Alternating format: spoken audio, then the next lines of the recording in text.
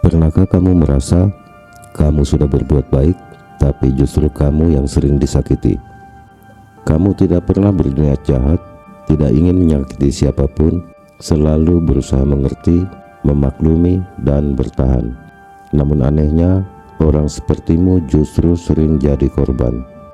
Jika kamu merasa video ini sedang membicarakan dirimu, tenang, kamu tidak sendirian.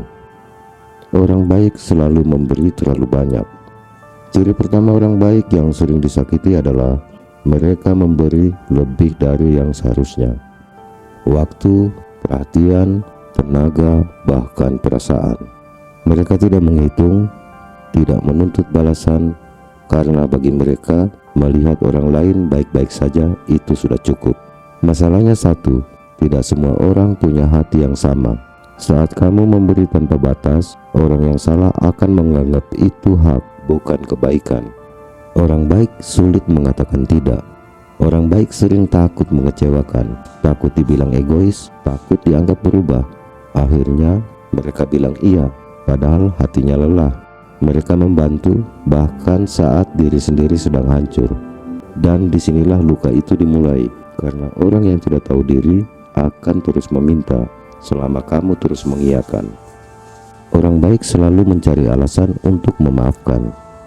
Disakiti sekali, dimaafkan. Disakiti lagi, dimaklumi. Disakiti berkali-kali, tetap bertahan.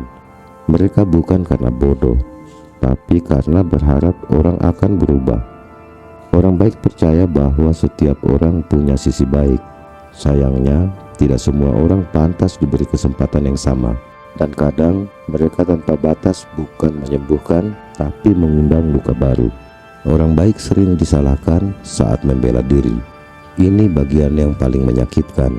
Saat kamu diam, kamu diinjak. Saat kamu bicara, kamu dibilang jahat.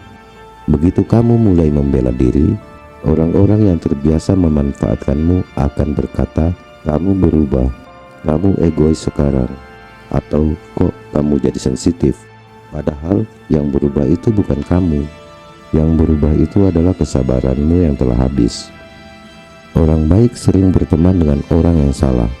Karena hatinya tulus, orang baik sering tidak curiga. Mereka tidak langsung melihat niat tersembunyi, tidak cepat membaca kepura-puraan. Akibatnya, mereka sering dikelilingi oleh orang-orang manipulatif, orang iri, dan orang yang datang hanya saat butuh. Saat orang-orang itu pergi, yang tertinggal hanyalah lelah dan kecewa. Orang baik menyalahkan diri sendiri. Saat hubungan rusak, orang baik akan bertanya, apakah aku kurang, apakah aku salah, atau apakah aku terlalu banyak berharap. Jarang sekali mereka menyalahkan orang lain, padahal seringkali mereka tidak salah apa-apa. Mereka hanya terlalu tulus di dunia yang tidak selalu jujur. Mengapa dunia sering menyakiti orang baik? Jawabannya sederhana tapi pahit. Karena orang baik jarang melawan. Karena orang baik memberi ruang terlalu luas, dan karena orang baik percaya lebih cepat daripada seharusnya. Mengapa dunia sering menyakiti orang baik? Jawabannya sederhana tapi pahit.